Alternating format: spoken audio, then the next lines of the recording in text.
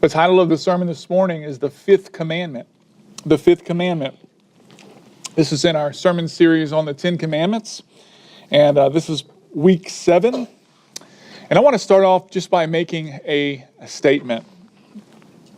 Your success in life is determined in large part by your relationship with your parents.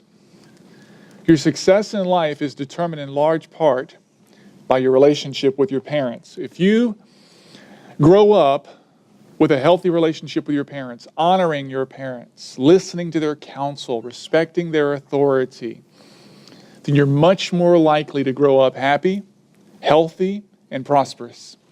But if you grow up rejecting your parents' authority, and if you grow up rebelling from your parents, and if you grow up thinking your parents are stupid and you're smarter than your parents, resisting your parents, then you are setting yourself up most likely for a life of trouble, a life of hardship.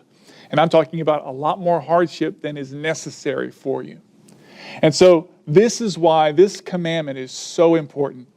Not only does honoring your parents glorify God, but it is so practical for each of us. It really impacts your daily life. It impacts your life. It impacts the family, which is the most important institution in society.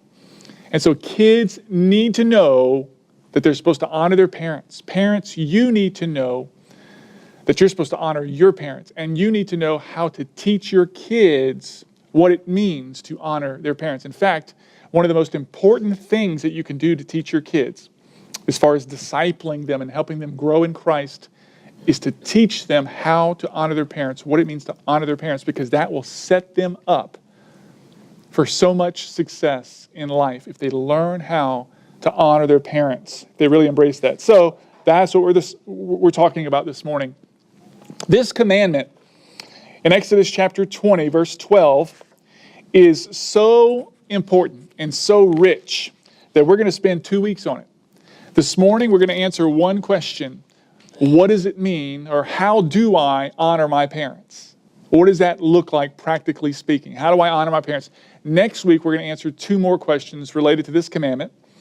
And that is, why should I honor my parents? And then second, we're going to talk to parents next week about how we as parents can make it easier for our kids to honor us. Because you can break this commandment not only by dishonoring your parents, but also by making it hard for your kids to honor you. And so we'll talk about that next week. But this morning, how do you honor your parents? What does that look like? Exodus 20:12, it says this: honor your father and your mother, so that you may have a long life in the land that the Lord your God is giving you. Now, before we get into how to honor your parents, let me just make some observations about this text and about this commandment. First of all, the command is to honor your parents. To honor your parents. The Hebrew word for honor is kabed. Kabed. In his book on the 10 Commandments, Mark Rooker, a biblical scholar, he wrote this about that word kabed. He said, kabed means heavy, weighty, severe, important. Honoring someone, he said, or something, carries the nuance of weighing down with honor or respect. It means to treat someone with the respect and deference that his position deserves. Philip Ryken wrote, to honor one's parents is to give due weight to their position. It is to give them the recognition they deserve for their God-given authority. To honor is to respect, esteem, value, and prize fathers and mothers as gifts from God. So to honor someone, in a nutshell, is to treat them as if they are very valuable, very important. Now, we are actually supposed to honor everyone. Every person that you meet, you are supposed to honor them just because they are a human being made in the image of God. You're supposed to treat each and every person with dignity, like they are valuable, like they are important. But there are certain individuals that you're supposed to esteem even more highly in a special sense. And your parents fall into that category. You are supposed to treat your parents like they are extremely valuable, extremely important. You are to prize them, to treasure your parents. That's what it means to honor your parents. Second observation.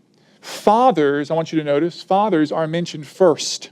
And that's not an accident. God's word is not an accident. God puts things a certain way on purpose. Fathers are mentioned first, indicating their role of leadership in the home. Let me challenge fathers just a little bit. In the New Testament, it says that the husband, in Ephesians 5, it says that husbands are the leaders of their wives, the head of their wives, meaning the head of their homes. In this passage, putting fathers before mothers, honor your father and your mother, indicates or implies that the fathers are also in charge of their children. We also see this in Ephesians 6:4, where it says, fathers, train up your children. It doesn't say fathers and mothers. It says, fathers, train up your children in the discipline and instruction of the Lord. It just goes directly to fathers. The point that I want to make is that fathers should be highly involved in raising their children, not just providing for their children. Many men in our society simply have reduced their role to that of provision. I'm just here to provide for my family, make sure my wife has the money she needs so that she can put food on the table, clothes on their back, she can buy them whatever they need. I'm just here to provide. But the Bible says that fathers have a much more important role than that. Fathers are supposed to be very, very involved in actually raising up the kids. And the reason why is because there are unique ways that fathers and mothers add value to a child's life. There are things that a child needs from both a mother and a father. There are things that a child needs from a father that a mother cannot give, and things that a child needs from its mother that a father cannot give. A child needs both. Mothers, for example, are very, and this is a generality, mothers are very nurturing. They're very encouraging. They're very comforting. They're very sympathetic and compassionate and patient. And children need that because children are works in progress. They're still growing. Their hands are little. Their little minds don't know very much yet. Their legs and their arms are short. They can't reach very far. They can't move very fast. Their muscles are small. Their willpower is weak. Their wisdom is limited. Children need a mother's nurturing, compassionate, patient, sympathetic, soft love. They need that. Fathers, on the other hand, tend to be different. There was an article written in the Wall Street Journal by Abigail Schreier, and I thought it was very, very accurate. She wrote this about herself. She said, when my 7-year-old twin boys were first learning to play piano, I would check with them regularly to see if they were still enjoying it. It's a mother. Finally, their teacher, a Russian woman who was evidently unfamiliar with the fashionable theories of child rearing, told me that if I wanted my kids to learn an instrument, I needed to cut it out. Some weeks, said the Russian teacher, they won't like it. So what? Stop asking. And so this woman, Abigail Schreier, was describing this typical style of parenting of mothers. Very encouraging, nurturing, very, very soothing and soft. It errs on the side of being too soft. It's the way women are. It's the gift that they have in general. And this is the reason why children need a father and a mother. She goes up to describe a father's style of parenting with 2 phrases. Knock it off, shake it off. That's dad-style parenting. Knock it off, shake it off. She says this about the statement, knock it off. When a dad-style parent says, knock it off, it's the child's job to figure out the precise behaviors from which to desist, accepting the definitive knowledge of what and why might never come. The pestering touch of persons and things, drumming of fingers and clicking of tongues, ululating and whinings, each on its own might not be grounds for punishment, but together they can drive an adult to madness all the same. Discipline, she says, socializes children. They become tolerable to those who don't already love them. That's what a dad does. You know, it's one of the most important things you can do for your kids is make them likable. And if you spoil your kids and you don't discipline them, then you may love them, but everybody else that they meet in life will hate them. And so this is what a dad does. Dads are rough, challenging. And then she writes about the statement, shake it off. She says, children need to be told that when they exercise a minor fall, a minor unserious injury, when they have a disappointment, they need to move on. They need to keep playing. They need to keep moving. Knock it off and shake it off. Fathers tend to err on being a little too hard. But fathers, the point is, need to be involved. They need to be involved in raising their kids. Their kids need that fatherly style of parenting. Now, the fact that fathers are mentioned first, by the way, also implies that fathers are ultimately going to be held responsible for their children. Mothers, too, they have some responsibility there, too, but ultimately the buck stops here with dads. And so, listen, there's only so much you can control as a father when it comes to your kids. You cannot control them in every way, especially as they get older. You cannot control whether or not they follow Christ. You cannot control everything about them. But God will not hold you responsible for the end result, but He will hold you responsible for the input. He will hold us responsible as men for whether or not we did everything we could have done to raise godly men and women from our homes. Number 3, here's a third observation from the text. Mothers must be honored too. Mothers must be honored too. Parenting, of course, isn't just the duty of fathers. The father and mother must work together as a team. That's why it says, children, honor your father and your mother. Children are not allowed to play favorites. Kids can't obey dad when he's home, but then when he leaves, they can just go crazy for mom. No, you got to honor your father and your mother. And this is a reminder that fathers and mothers need to work together and they need to come to an agreement about the standards that they're trying to uphold in their homes. For example, if a mother says, child, I want you to stop saying that word. It's a rude, crude, bad word. But then the father says the word all the time. And whenever the kid says it, the father laughs it off, says, this is so cute. It's going to be hard to raise that child right. And it's going to be hard for that child to honor their parents if the parents are not in agreement about the standards that they're calling the child to. Number 4, a fourth observation. The fifth commandment rules out same-sex parenting. It rules out same-sex parenting. LGBTQ advocates would like us to believe that 2 fathers are just as good as a father and a mother. 2 mothers are just as good as a father and a mother. But the Bible's very, very clear, so is nature, that what a child needs is a father and a mother. And you see this throughout Scripture. God makes it clear that the model family is a father and a mother working together to raise their children. Genesis 2:24, all the way back to the beginning. It says, this is why a man leaves his father and mother and bonds with his wife, and they become one flesh. You have father and mother, man and wife. Proverbs 6:20, it says, my son, keep your father's command and don't reject your mother's teaching. Children need a father and a mother. Every child deserves a father and a mother who are present, who are attentive, and who model godliness and biblical marriage. Again, there are needs that only a father can meet, needs that only a mother can meet. And this also implies, when it says honor your father and your mother, it also implies that single parenthood is not adequate. Now, there are a lot of wonderful, godly Christian singles, single parents who are doing the best that they can.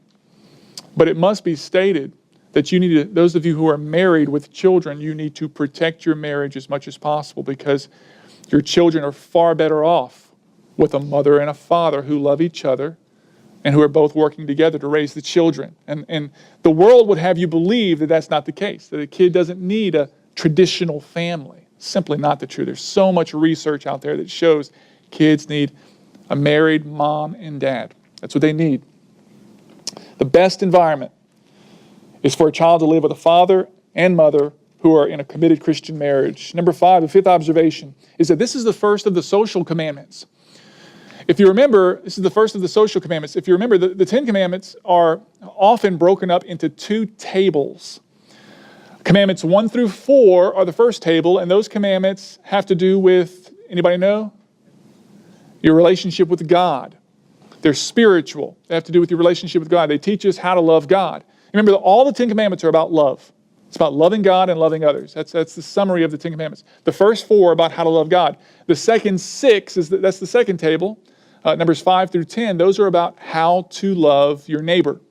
And the very first of those social commandments is not don't murder, don't commit adultery, don't steal. The very first one is honor your father and your mother. It's the first of the social commandments. And that signifies its importance. Why is it the very first social commandment? Well, the reason why is because God expects parents to teach their children to love God and to follow the 10 Commandments. And so if a child would just start by honoring its father and mother, then it would by default be following all of the other commandments. If you can just get your child's parents to honor you, then they will grow up to follow Christ. They will grow up to be a good, successful person, because by honoring you, they're also going to be following your advice and following all of your other commands. And so that's why it's so important as well. The first relationship in life that a person has is their relationship with their parents. And so if a person learns how to relate well with their parents, then they're going to learn to relate well with everybody else in life. But the opposite is also true. Number 6, the sixth observation, the fifth commandment is unconditional. This is important. Honoring your father and mother is unconditional. In other words, you don't honor your father and mother only whenever you think they deserve to be honored, only when you think that they are respectable or honorable. You don't just honor your parents whenever you like what they're telling you to do, or whenever you think that they're being nice, or whenever you think that they're treating you well. You honor your parents unconditionally. You honor them like a soldier does in the military. You respect the rank. You salute the uniform. It's not so much whether or not you like that person. It's about the position that they're in. And a parent is in the God-given position of authority over you. They're your parents. And so you honor them. You respect them regardless of how they've treated you. This is the way it works in all relationships, by the way. Whenever the Bible says in Ephesians 5, husbands, love your wives as Christ loves the church, that's an unconditional command, right? Husbands don't get the option of when to love their wives. They're to love their wives unconditionally, even if their wives are unlovely, even if their wives aren't very lovable, even if their wives aren't meeting their emotional needs and physical needs, even if their wives aren't taking care of the house or whatever agreement they've come to. You're to love your wife unconditionally. The same thing goes for wives. Wives, submit to your husbands in everything as to the Lord. That's an unconditional command. You don't just submit to your husband whenever he's being good to you. When you agree with his leadership.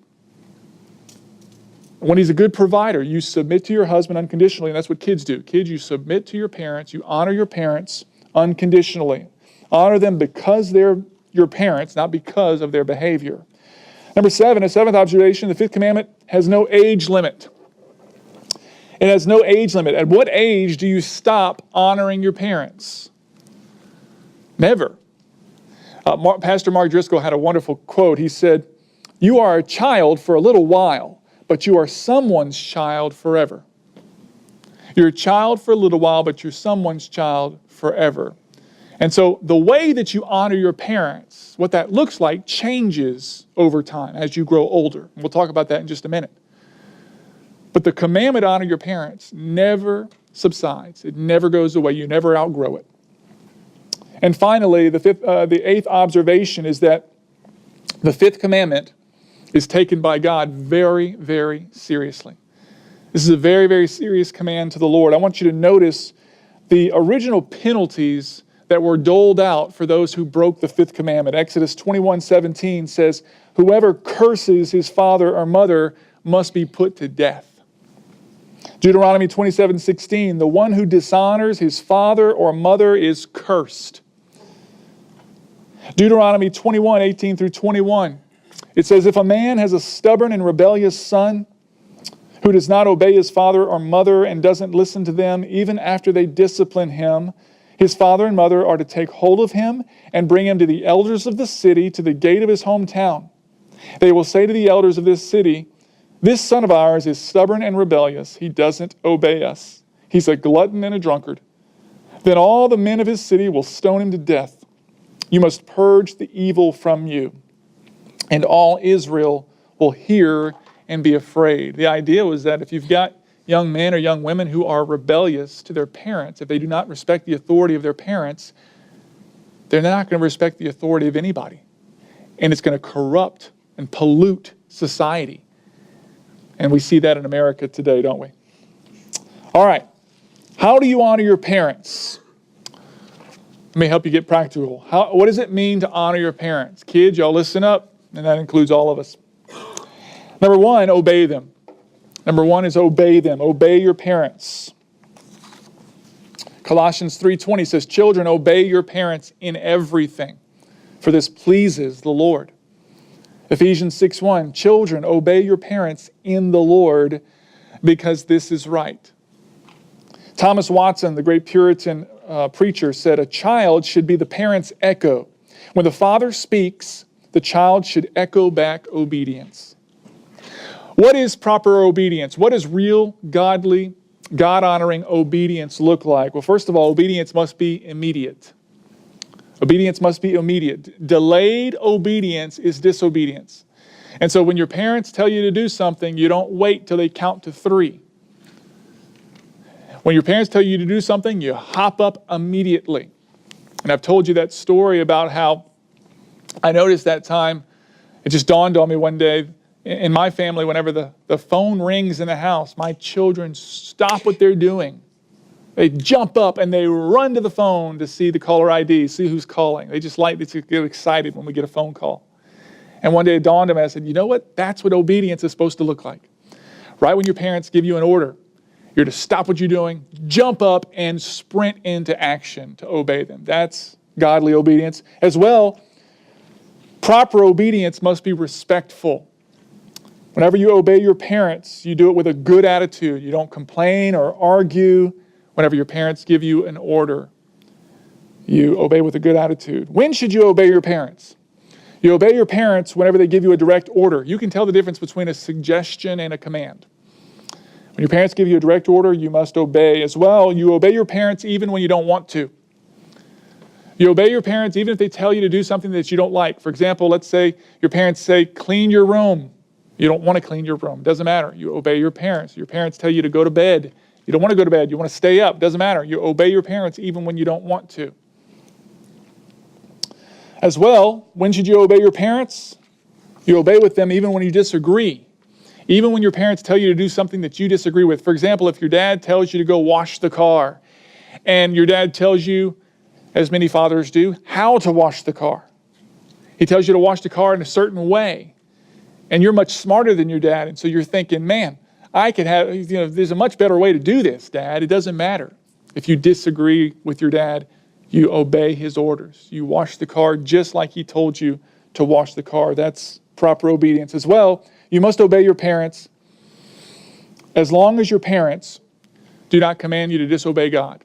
That's really the only time that you don't obey your parents. And that's if they're asking you to do something unbiblical or sinful or dishonoring to God. It's the only time that you don't obey your parents. And then you also obey your parents until you move out of the house. That's a good benchmark. You always honor your parents, but you don't necessarily obey them for the rest of your life. You're not under your parents' authority. A good way to look at it is as long as you're under your parents' roof, then you live under their authority. You obey them. Unless you're a 40-year-old living with your parents and you've come to some kind of agreement that, I'm no longer under your authority. That probably needs to be clearly stated. But whenever you move out, then you're not under your parents' authority, but you still have to honor them. Number 2, second way to honor your parents is to respect them. To respect them. Honoring your parents begins with obedience, but it goes way beyond obedience, as we're going to see. It starts with obedience. It involves respect. Respect is really another word for honor. Honor means deep, deep respect. Treat your parents, remember, as if they are very valuable, as if they are very important. Prize them, treasure them. Leviticus 19:3 says, each of you is to respect his mother and father. How do you respect your parents? First of all, you respect them with your attitude. That's very, very important. Respect your parents with your attitude. That means, again, don't complain or argue. You should never complain or argue with your parents. Philippians 2:14 says this to all Christians in all situations. It says, do everything without complaining and arguing. Don't give your parents the evil eye. Don't give your parents the cold shoulder. Don't roll your eyes at your parents. Don't make the sound, the tusk sound. Don't make the frustrated sigh sound. When your parents tell you to do something, don't go. Obviously, I'm good at these. Another way to respect your parents is to respect them with your body language. Leviticus 19:32 says, "You are to rise in the presence of the elderly and honor the old. Fear your God. I am the Lord." You're to rise in the presence of the elderly. That's just basically an example of the fact that we are to respect our parents and the elderly with our body language. King Solomon exemplified this with his mother Bathsheba. She came to see him one time. 1 Kings 2:19, it says, "So Bathsheba went to King Solomon to speak to him about Adonijah. The king stood up to greet her, bowed to her, sat down on his throne, and had a throne placed for the king's mother. She sat down at his right hand." He showed great honor to his mother with his actions, with his body language. And so a child should let everything about their body language communicate respect and honor to their parents. Another way to respect your parents is with your words, and this may be the most practical and the most important. Always speak to your parents with the utmost respect. It doesn't matter how old you are. Always speak to your parents with the utmost respect. Proverbs 20:20 says, "Whoever curses his father or mother, his lamp will go out in deep darkness." That means don't say anything disrespectful about your parents, either to their face or behind their back. Don't raise your voice at your parents. Don't holler and scream at your parents. Don't use words that are offensive to your parents. Every parent has a different word or a series of words that they disapprove of, that they don't want their kids to say. Most of us in here agree about 4 or 5 of them, but then each parent has their own words as well. Let me give you a list. I'm just kidding. I'm not going to give you a list of those. But you know what those are as kids. You know what those particular words that your mom does not want you to say, or your dad doesn't want you to say. You need to not say those words. Respect your parents with your words. Another way to respect your parents is to respect their responsibility to discipline you. Respect your parents' responsibility to discipline you. Proverbs 15:5 says, "A fool despises his father's discipline, but a person who accepts correction is sensible, smart, wise." Recognize, kids, that the Bible commands your parents to discipline you whenever you need it. And that means they're to rebuke you. That means they're to fuss at you. They're to correct you verbally whenever you go wrong, whenever you do something wrong or idiotic. Your parents are to say, "Stop that. Don't do that. That's wrong. That's foolish. That's bad behavior. Stop." That's a rebuke. But then if that doesn't work, they're also called to use the rod on you. Corporal punishment, to spank you. And so if your parents, kids, do not discipline you, they are being disobedient to God. And so respect your parents' responsibility to discipline you. Be glad, be thankful. You will be much better off for it, for having parents who love you enough and are strong enough to discipline you. And then one more way to respect your parents is by not harming them. This one should be so obvious, but it's not. Don't harm your parents. You should never steal from your parents, and you should never physically injure your parents. Proverbs 28:24 says, "The one who robs his father or mother and says that's no sin is a companion to a person who destroys." Exodus 21:15 says, "Whoever strikes his father or his mother must be put to death."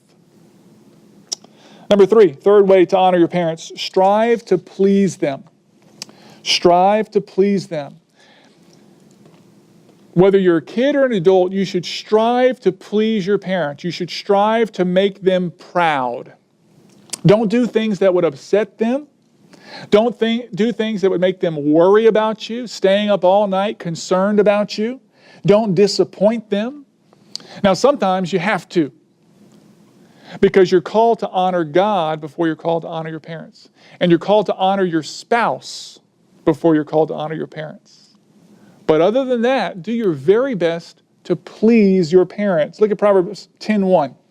It says, "A wise son brings joy to his father, but a foolish son, heartache to his mother."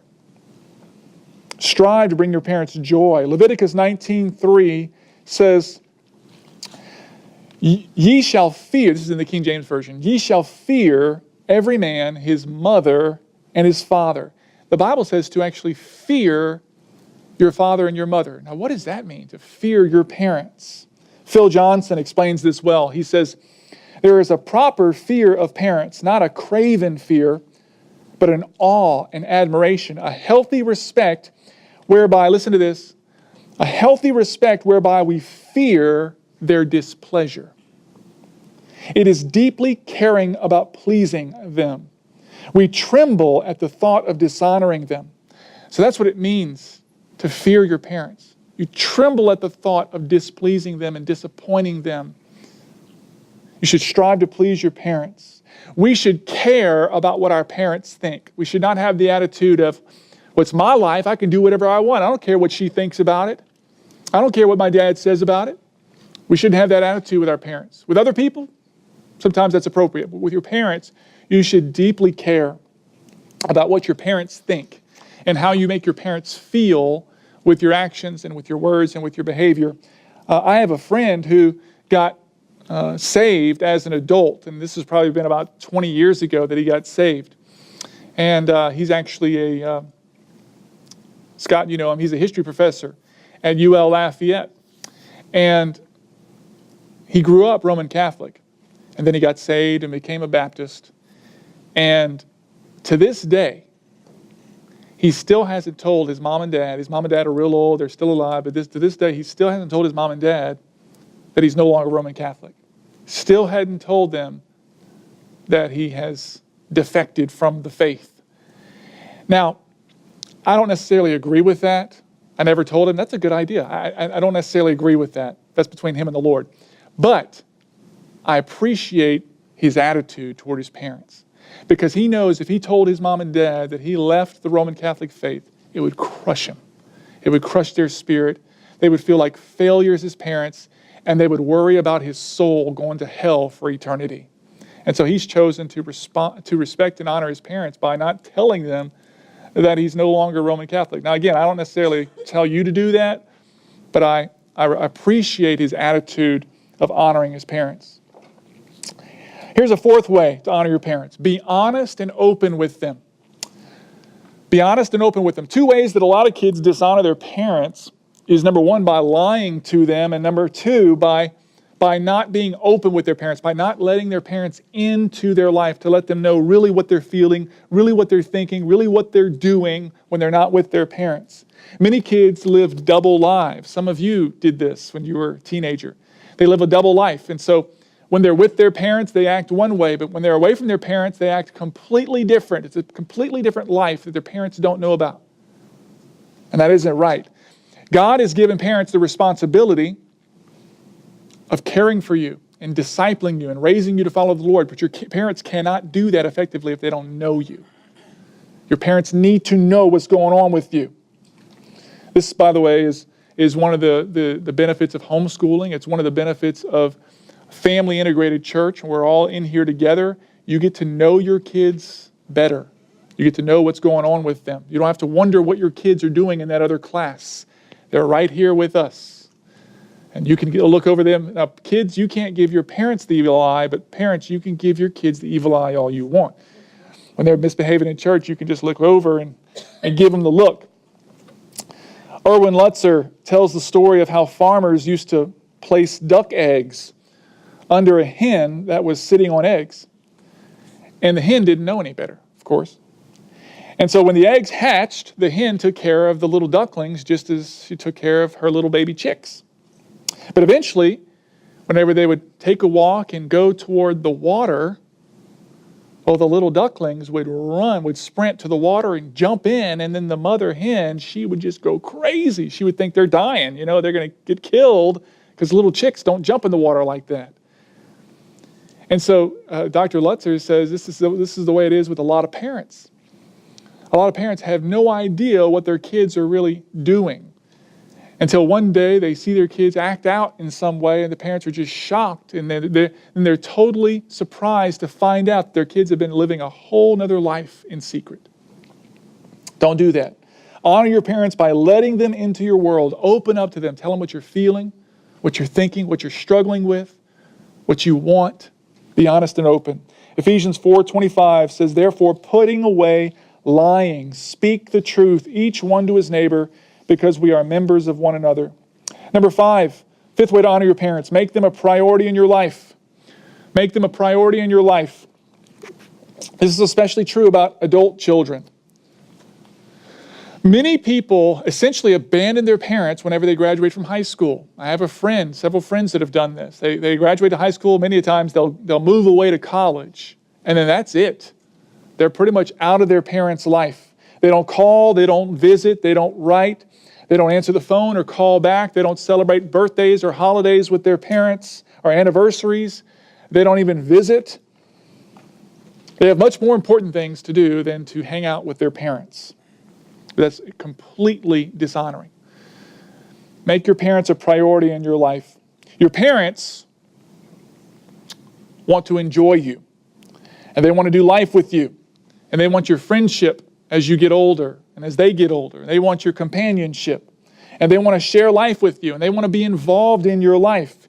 Your parents want you to call, and they want you to visit, and they want you to celebrate holidays and birthdays and special occasions with them. And your parents deserve that. That's their right as parents. And so don't just include your parents in your life. Make them a priority in your life. Treat them as very important and very valuable. Number 6, sixth way to honor your parents, seek their counsel. Seek their counsel. When you move out of your parents' home, you no longer have to obey their counsel, but you always need to seek their counsel. Seek their counsel whenever you're making big decisions like what college to go to, what to major in, and what job to choose. And the most important one, seek your parents' counsel when it comes to the choice of a mate, who you're going to marry.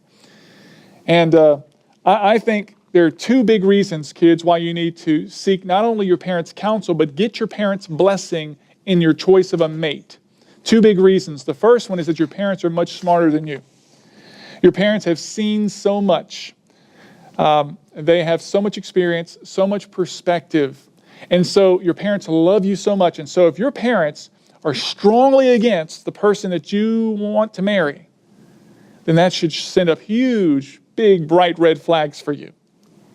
If nothing else, that should cause you to pause things for a while, slow things down. Because if the people who love you the most are strongly against this person that you want to marry, don't do it. As well, another reason why you should seek your parents' counsel in the choice of your mate is because your spouse is going to be your parents' son-in-law or daughter-in-law.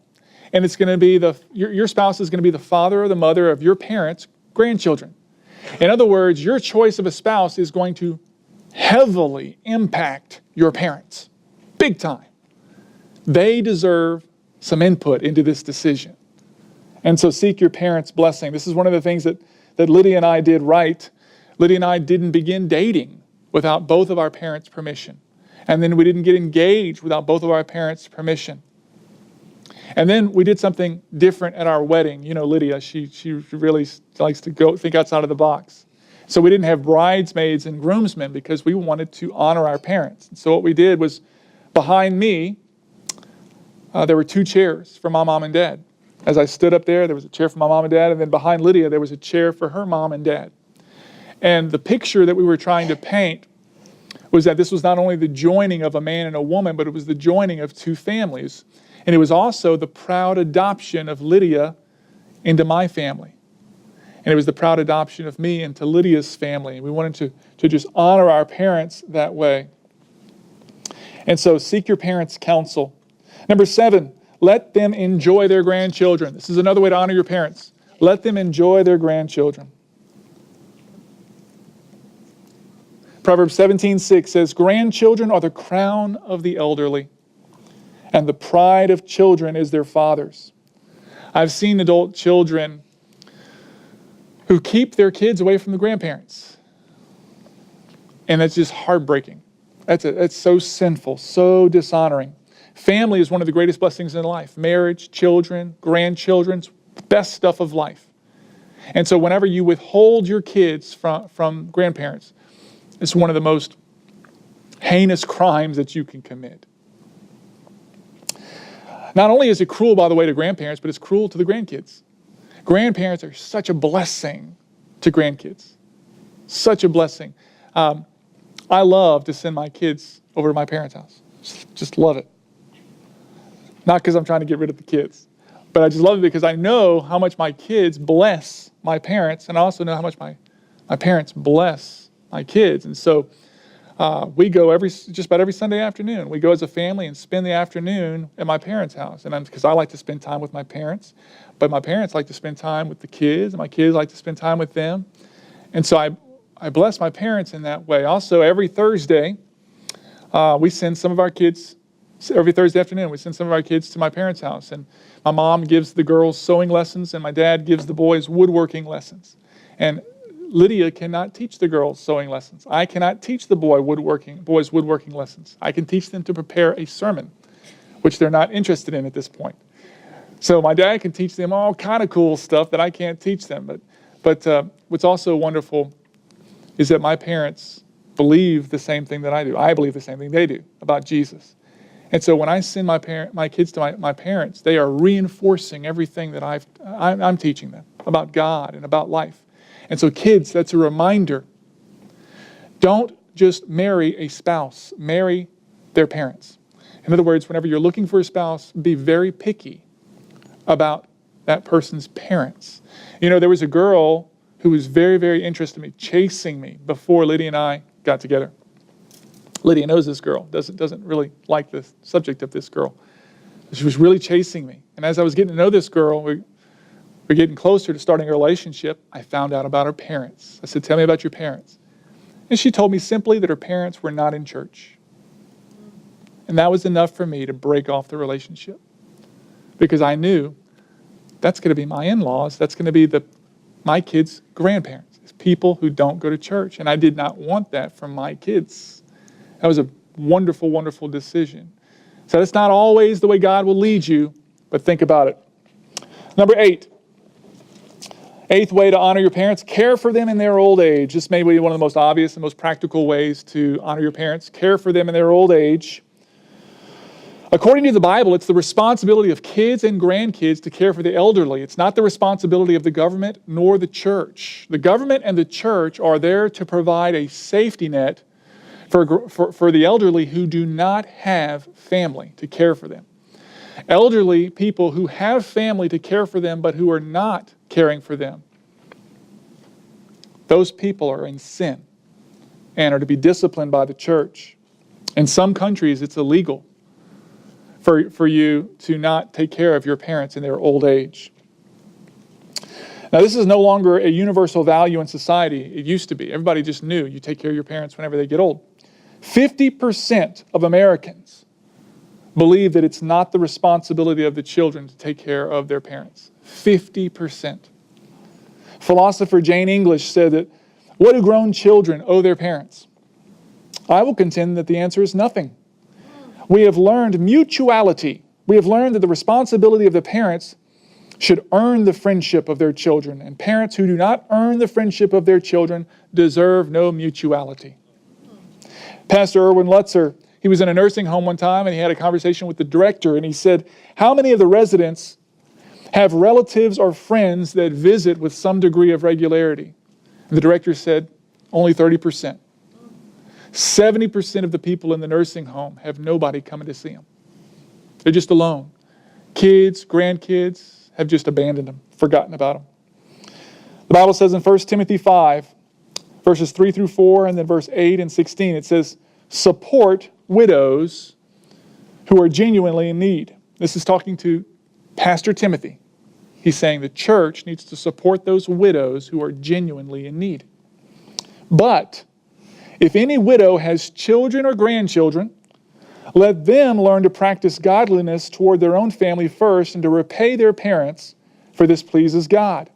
But if anyone does not provide for his own family, in other words, if you don't take care of your parents and grandparents, especially for his own household, he has denied the faith and is worse than an unbeliever. If any believing woman has widows in her family, let her help them. Let the church not be burdened, so that it can help widows in genuine need. Same could be said about the government. You should be taking care of your parents rather than putting that burden on the church and on the government. So hopefully whenever your parents are older, they can live with you when they can no longer take care of themselves. But if they have to be put into a nursing home, Christian kids should be the most frequent visitors and the most active and attentive and affectionate children at those nursing homes. All right, so as your parents get older, take care of them. Step in and do their yard, wash their cars, take them shopping, and keep including them in your life. 2 more. Let's do these quickly. Number 9, how do you honor your parents? Be a fully devoted follower of Jesus Christ. Be a fully devoted follower of Jesus Christ, because the closer you grow to Christ and the more mature you are as a Christian, obviously by default, the better child you're going to be. The more you're going to honor your parents, the better you're going to be at loving your parents.